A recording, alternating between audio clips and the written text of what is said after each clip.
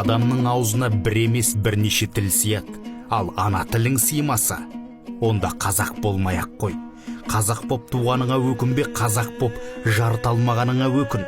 Қазақ тауда тұрса, ақ бұлтпен де, шетте жүрсе, жат жұртпен де көрші бола біледі. Қазақты 300-ге бөліп, 200-ді қылмаған Құдайға рахмет. Байлық іздеп жүргенді көрдім, билік іздеп жүргенді көрдім, бақыт іздеп жүргенді көрдім, ақыл іздеп жүрген қазақты көрмедім.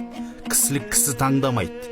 Ол қой бағып жүрген қатардағы қазақтан бастап, ел басқарып жүрген елеулі азаматтарға шейін бірде біреуін жатырқамайды. Бірақ ол екінің біріне бұйырмайтын, адамның адамына ғана, соның жүрегіне ұя салатын қымбат қасиет. Қадыр Мырза Әлі. Оқыған Қуат Ахметжанов.